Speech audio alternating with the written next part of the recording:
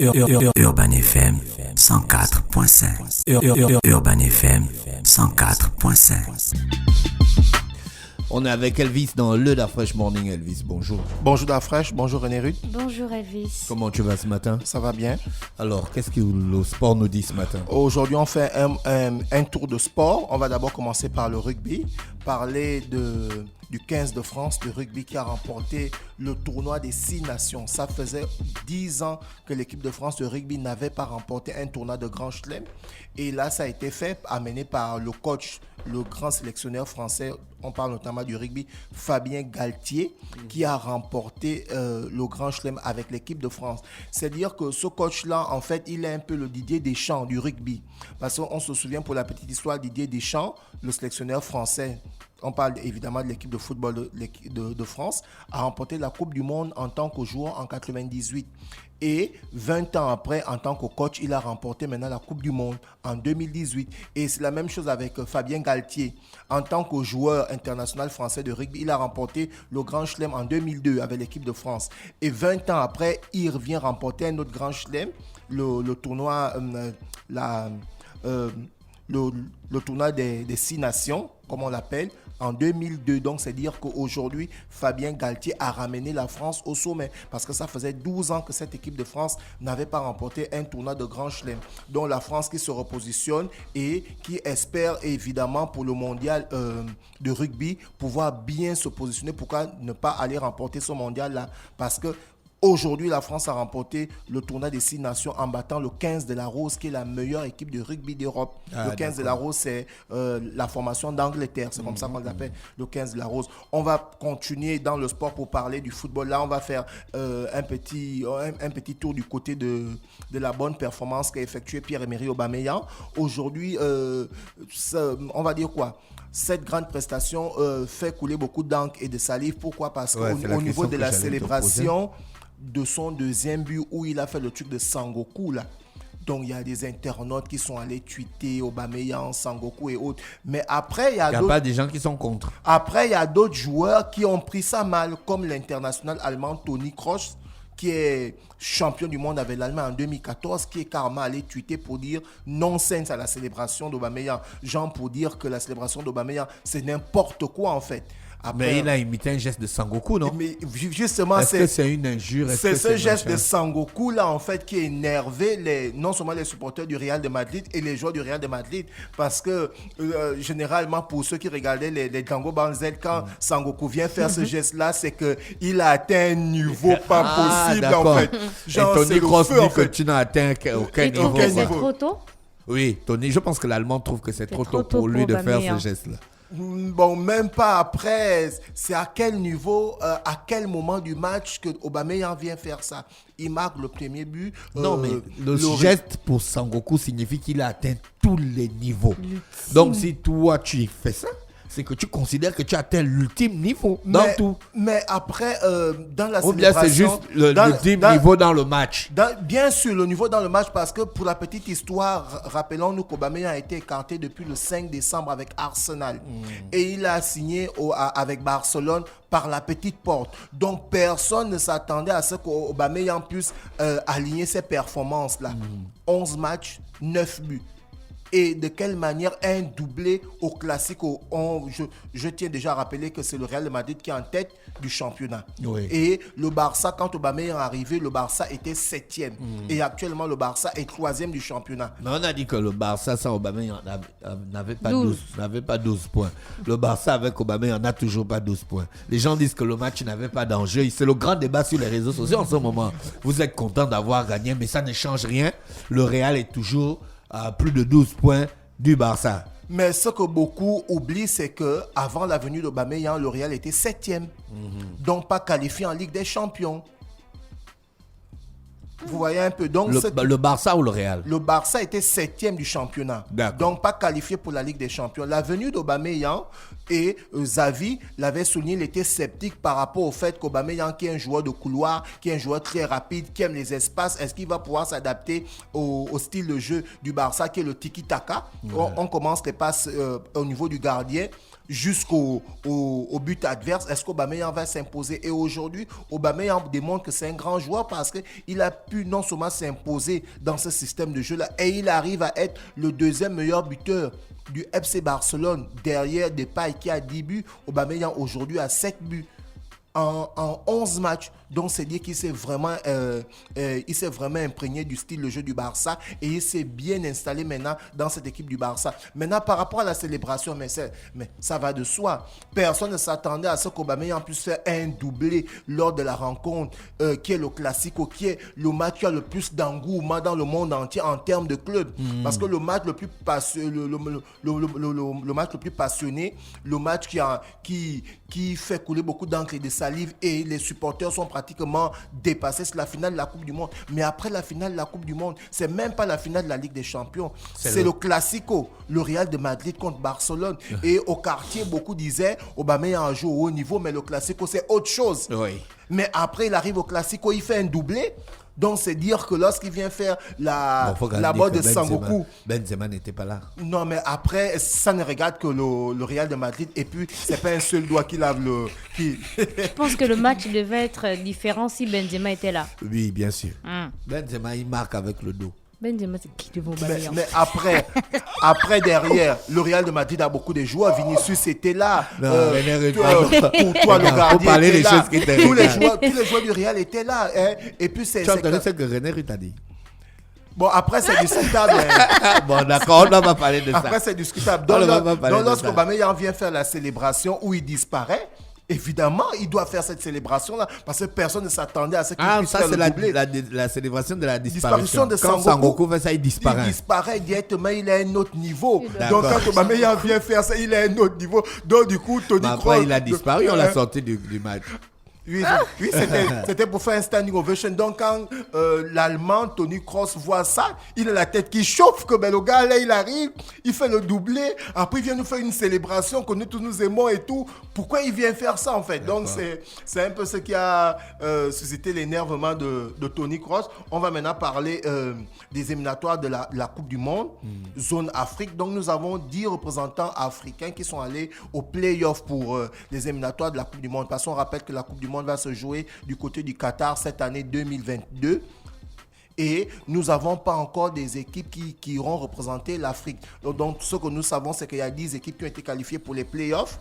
Et pour ce 25 mars, ce vendredi 25 mars 2022, nous avons les rencontres suivantes. La RDC, amenée par Sédik Bakambou, qui va recevoir le Maroc de Sofiane Boufal et le Cameroun de Vincent Aboubakar qui a terminé meilleur buteur de la Coupe du Monde, de la Coupe d'Afrique autant pour moi. Il sera opposé à l'Algérie de Mahrez et le Mali va recevoir la Tunisie.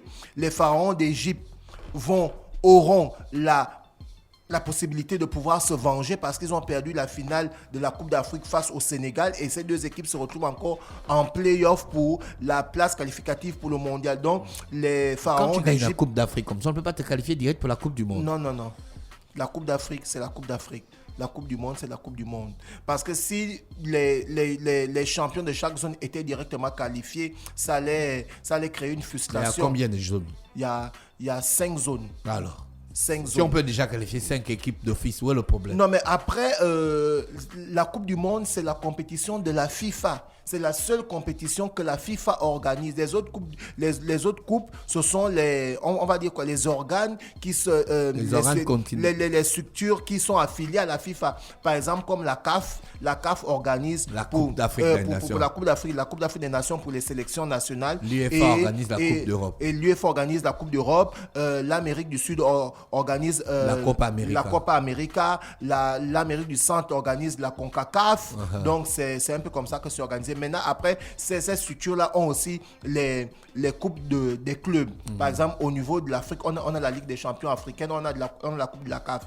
Au niveau de l'Europe, à part la Coupe d'Europe, ils ont la Ligue des champions, ils ont l'Europa League. Donc maintenant, la seule compétition qui est organisée par la FIFA, c'est la Coupe du Monde. Et la FIFA permet que tous les pays qui sont affiliés à la FIFA puissent au moins participer à ces éliminatoires pour se qualifier pour aller jouer la Coupe du Monde en fait. Donc voilà pourquoi c'est un peu plus élargi pour permettre à tout le monde d'avoir sa chance. On a pu le voir notamment le Togo amené par Emmanuel Adebayor qui a été qualifié pour la Coupe du Monde 2006 qui s'était joué en Allemagne. En temps si c'était directement... Togo a déjà joué la Coupe du Monde. Oui, le Togo a joué la Coupe du Monde 2006 en Allemagne. Bien sûr. Nous, on va jouer la Coupe du Monde.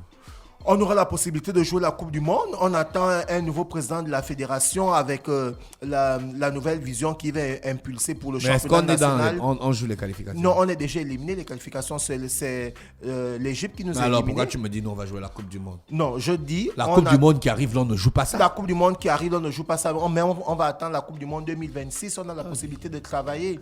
Les autres travaillent.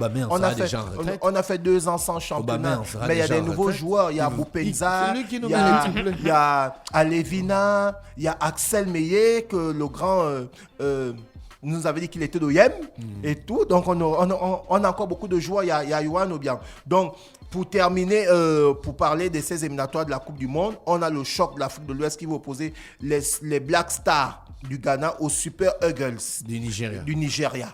Donc 5 confrontations, la RDC contre le Maroc, le Cameroun contre l'Algérie, le Mali contre la Tunisie, l'Égypte contre le Sénégal et le Ghana contre le Nigeria. Et nous allons... Tous ces matchs-là vont se jouer quand? Ce week-end? Oui, ce week-end, ce vendredi 25. Tous les matchs là, que tu as cités là? Oui, les matchs, ces 5 confrontations vont se jouer ce vendredi 25. D'accord. Maintenant, on va terminer pour parler de l'élection à la Fédération gabonaise de football. Il faut souligner qu'au départ, c'était 8 candidats qui ont déposé leur dossier. À savoir, on avait le président sortant Pierre-Alain Mungengui, Valérie Ondor, Jérôme Ezon Zolo, Diego Ndoumou, Désiré Mefama, Dieudonné Maï, Nguemanan Rodrigue et Brice Mbika Djambou. Donc, il faut souligner que pour déposer son dossier pour l'élection de la Fédération gabonaise de football, il faut remplir un ensemble de critères. Donc, aujourd'hui, le dossier de Brice Mbika a été rejeté, du moins sa candidature à la tête de la présidence a été rejetée parce que son dossier, il est bon, il faut le souligner. René Ruth a pu le dire tout à l'heure là, lorsqu'elle faisait la revue de presse. Le dossier de Brice Mbika, il est bon, sauf que celui-ci ne répond pas aux critères parce que il fait un cumul de fonctions. Il fait un cumul de fonctions. En même temps, il est président de la Ligue nationale de football professionnel. En même temps, il est vice-président du comité exécutif de la fédération. Donc, à partir de là, il y a un cumul de fonctions. Voilà pourquoi son dossier était accepté, mais qu'est-ce qu'on va dire, sa place de président, de postulant pour être président a été... n'a pas été accepté. Donc là, le comité exécutif de la Fédération gabonaise de football qui va évidemment gérer cette élection de la fédération là, a demandé qu'il puisse évidemment démissionner pour que sa candidature puisse être acceptée, ou alors il va falloir que l'équipe puisse modifier le schéma qui a été fait au niveau des membres et choisir un nouveau postulant au poste de président par rapport à sa liste qu'il a eu à donner. Maintenant, de l'autre côté, on a Nguemanan Rodrigue, dont le dossier a été jeté complètement. Le dossier a été complètement rejeté parce qu'en fait, il ne répondait pas aux critères. Non seulement le comité exécutif a souligné que son dossier arrivait en retard le 17, mais le dossier n'était pas complet. Donc, ces 2 personnes, à savoir M.